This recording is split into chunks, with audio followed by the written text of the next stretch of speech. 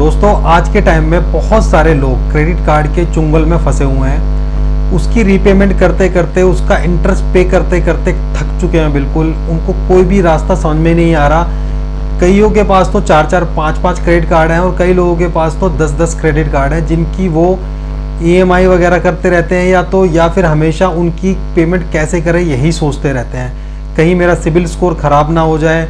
तो दोस्तों मैं इस वीडियो में आपको एक ऐसा इम्पॉर्टेंट ट्रिक बताने वाला हूं जिसके थ्रू आप भी अगर क्रेडिट कार्ड की पेमेंट कर करके परेशान हो गए हैं और उस क्रेडिट कार्ड से बाहर निकलना चाहते हैं, उसके इंटरेस्ट से बाहर निकलना चाहते हैं, उसके चुंगल से बाहर निकलना चाहते हैं, इस चक्रव्यूह को तोड़ना चाहते हैं, तो ये जो मैं आपको ट्रिक बताने वाला हूँ क्रेडिट कार्ड को लेकर, इसकी बिल पेमेंट को लेकर आपके लिए बहुत ही ज़्यादा इम्पॉर्टेंट है। सबसे पहले तो हम समझते हैं कि क्रेडिट कार्ड एक्चुअली में लोग फंसते ही क्यों हैं। Most of the people who are working और मोस्ट ऑफ द पीपल जो बिजनेस करते हैं या कोई जॉब करते हैं या कोई नौकरी पेशा है, जो भी है XYZ, उनको क्रेडिट कार्ड मिल जाता है तो चलो समझ में आता है कि वो कुछ अर्निंग करते हैं तो उन्हें क्रेडिट कार्ड मिल जाता है। पहले क्या होता था कि क्रेडिट कार्ड लेने के लिए भी आपको अपनी पे स्लिप वगैरह देनी होती थी, उसके अलावा आपके पास बहुत सारी चीज़ें वेरीफाई होती थी, तब आपको क्रेडिट कार्ड दिया जाता था। वो भी आपकी वैल्यू के अकॉर्डिंग कि आपकी कितनी सैलरी है या आपकी ITR इनकम टैक्स रिटर्न कितनी है, उसके बेस पर क्रेडिट कार्ड इशू किया जाता था। बट नाउ दीज डेज अगर आप देखोगे तो एक हाउसवाइफ है, उसकी कोई भी इनकम नहीं है, बट फिर भी उसके पास 4-4, 5-5 क्रेडिट कार्ड है। तो एक्चुअल में ऐसा क्यों हो रहा है, इसी बात को सबसे पहले जानते हैं। क्योंकि हमें जब तक जड़ का नहीं पता होगा कि प्रॉब्लम क्या है तो उसका सॉल्यूशन नहीं निकल पाएगा। देखो, बैंकों का काम है इंटरेस्ट वसूलना। बैंक जानते हैं कि हर किसी आदमी से इंटरेस्ट वसूला जा सकता है। जो व्यक्ति क्रेडिट कार्ड के लिए, अगर कोई पर्सन क्रेडिट कार्ड के लिए एलिजिबल भी नहीं है, उसको भी क्रेडिट कार्ड दे दिया जाता है। क्यों? क्योंकि ब्याज तो मिलेगा ही ना, और अगर वो ब्याज नहीं देगा तो कोई बात नहीं, हमारे पास तो गुंडे हैं ऑलरेडी। बैंकों का तो काम ही है गुंडे पालना और उसके बाद आपसे ज़बरदस्ती इंटरेस्ट वसूल करना, आपको हरास करना। उस केस में क्या होता है, आप पूरी ज़िंदगी इस चुंगल में फंसकर, इस चक्रव्यूह में फंसकर आप इंटरेस्ट पे करते रहते हो, उनको पैसा देते रहते हो, अपने खून पसीने की गाड़ी कमाई बैंकों को उनको इंटरेस्ट के तौर पर देते रहते हो। हाउसवाइफ को क्यों दे दिया जाता है? जब उनकी कोई इनकम भी नहीं होती, उसके बावजूद भी उनके पास क्रेडिट कार्ड होते हैं, बिकॉज उन्हें पता है कि हाउसवाइफ अगर पे नहीं करेगा तो उनके हस्बैंड पे करेंगे, इंटरेस्ट तो मिलना तय ही है। इसलिए आजकल सभी को क्रेडिट कार्ड दे दिया जाता है, चाहे उसकी सैलरी 25,000 रुपये है, लेकिन फिर भी 5-5 लाख रुपए के 5-5, 10-10 क्रेडिट कार्ड दे दिए जाते हैं। बस और बस यही सवाल उनसे करना बैंकों से बाकी रह जाता है कि जब उसकी सैलरी इतनी नहीं है तो आप उसे इतनी किस बेस पर, किस क्रेडिबिलिटी के ऊपर आपने उसको 5-5 लाख के क्रेडिट कार्ड इशू कर दिए हैं। आपको समझना चाहिए कि वो इंसान, जिस इंसान ने कभी कोई पैसा, मतलब इतना पैसा नहीं देखा, अगर उसे कभी कोई ज़रूरत पड़ेगी तो वो सबसे पहले क्रेडिट कार्ड ही स्वैप करेगा और जाने अनजाने में भी क्रेडिट कार्ड को स्वैप कर सकता है और इस चक्रव्यूह में फंस सकता है। लेकिन बैंकों का तो काम ही यही है ना, तो वो तो चाहते हैं कि आप इस चक्रव्यूह में फंसें और आप उनको पूरी ज़िंदगी ब्याज देते रहें। तो चलिए गाइस, देखते हैं कि अगर आप भी इस चुंगल में फंस चुके तो किस तरीके से बाहर आ सकते हो। सबसे पहली चीज़, या तो आपके पास 1 क्रेडिट कार्ड है या 2 क्रेडिट कार्ड है या 5 क्रेडिट कार्ड है या 10 क्रेडिट कार्ड है। सबसे पहले आपको एक पेन और पेपर लेकर उन्हें इंक्रीजिंग ऑर्डर में लिखना होगा।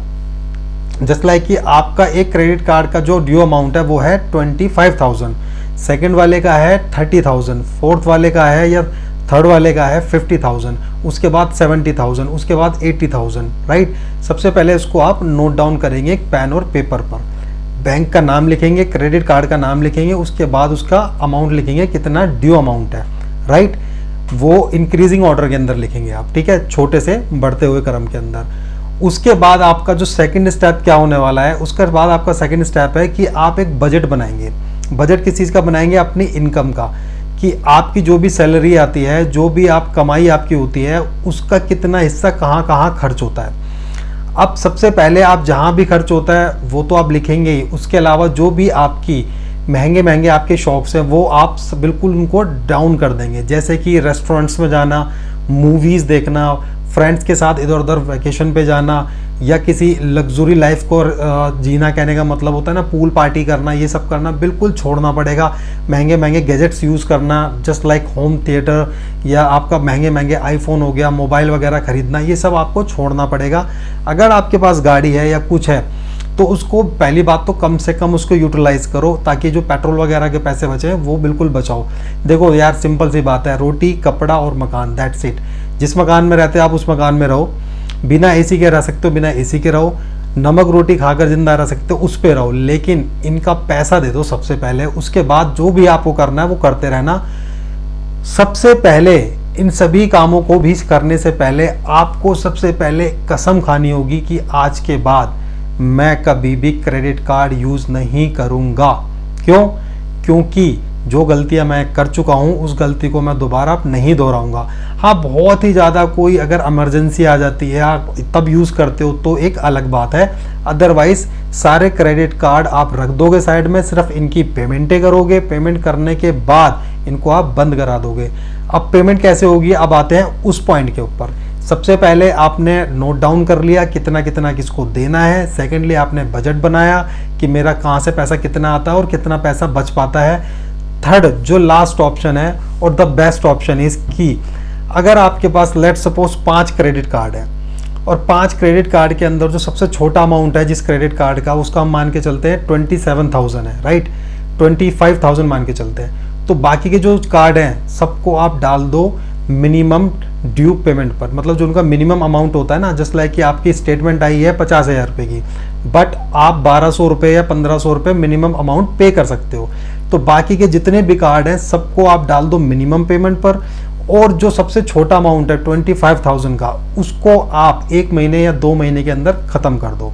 इससे फ़ायदा क्या होगा, आपके 5 क्रेडिट कार्ड थे जिनको आप बराबर बराबर पेमेंट दे रहे थे, अब वो आपने नहीं दी, 4 को आपने मिनिमम पे डाल दिया, 1 की पेमेंट कर दी। अब आप कहोगे सिबिल स्कोर खराब होगा।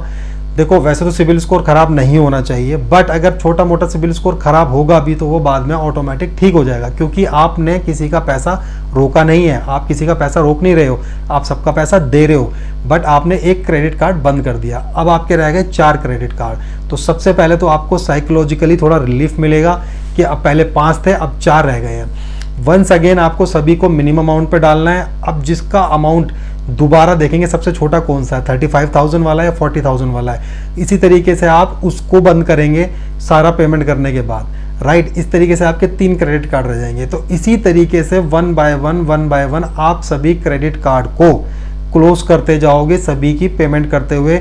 बाकी सभी अदर कार्ड को आप मिनिमम अमाउंट पर डाल दोगे, और जो छोटे छोटे या जितनी भी बड़ी पेमेंट है सबकी क्रेडिट कार्डों की 1 बाय 1 क्लोज करते जाओगे। इसके अलावा अगर पॉसिबल हो तो सभी क्रेडिट कार्ड का टोटल कर देख लो, 5 लाख 7 लाख 8 लाख अगर बनता है तो आपको एक पर्सनल लोन ले लेना चाहिए। पर्सनल लोन अगर लेकर उससे आपको बेनिफिट ये मिलेगा, आपकी एक ईएमआई बन जाएगी। जस्ट लाइक अगर मैं बात करता हूँ कि अगर आप 10 लाख रुपए का लोन लेते हो 3 सालों के लिए, 36 मंथ्स की आप ईएमआई करवाते हो, तो ऑलमोस्ट 35 to 36,000 की ईएमआई बन जाती है।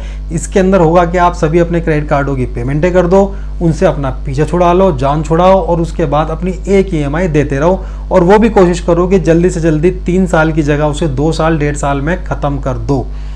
और मेरा लास्ट ऑप्शन है कि अगर आपके पास ये सारे ऑप्शन नहीं है तो दोस्तों आपको ज़रूरत है एक एक्स्ट्रा इनकम जनरेट करने की। कैसे भी करके अपनी नौकरी से हटके पार्ट टाइम जॉब करो, रैपिडो चलाओ, स्विगी में डिलीवरी करो, किसी रेस्टोरेंट में काम करो 4 घंटे 3 घंटे, जो भी पैसा मिलता है उससे आप अपना जो भी आपके ड्यूज़ हैं उनको क्लियर करो। और हाँ, एक one of the most important thing, अगर आप ये सब काम नहीं करना चाहते, रैपिडो नहीं चलाना चाहते, किसी रेस्टोरेंट में काम करना नहीं चाहते, कोई डिलीवरी करना नहीं चाहते, तो आज के टाइम में देखो यूट्यूब से भी पैसा कमाया जा सकता है एडसेंस के थ्रू। यूट्यूब से कैसे पैसा कमा सकते हो, मैंने इसके ऊपर ऑलरेडी वीडियो बना रखी है, इसका लिंक मैं अपनी वीडियो के डिस्क्रिप्शन में डाल दूंगा, आप जाके वहाँ से देख लेना। आपको पता लग जाएगा कि आप जब भी जॉब से फ्री होकर 1-2 घंटे आए तो अपना डेली 1 या 2 घंटे यूट्यूब को दें, किस तरीके से अपने यूट्यूब को आप मोनेटाइज करा सकते हो, और किस तरीके से घर बैठे बैठे वीडियो बनाकर आप भी पैसे कमा सकते हो। तो कर्ज के जाल से बाहर निकलने का ये बहुत ही एक अच्छा मौका है, यूट्यूब से भी पैसे कमाए जा सकते हैं। बाकी मैंने आपको सारे ऑप्शन बता दिए हैं। आई होप कि आप इन सभी ऑप्शंस को समझ चुके हो। अगर कुछ नहीं समझ में आया तो कमेंट बॉक्स खुला हुआ है, वहाँ पर आइए, ओपन है आप सभी के लिए, और मुझे बताइए कि क्या कन्फ्यूज़न है। मैं आपको जल्द से जल्द उस पर रिप्लाई करूँगा। अगर आपको ये वीडियो अच्छी लगी है तो लाइक एंड सब्सक्राइब करना मत भूलना, सब्सक्राइब ज़रूर करना, और मिलते हैं मेरी नेक्स्ट वीडियो के अंदर। Thank you so much.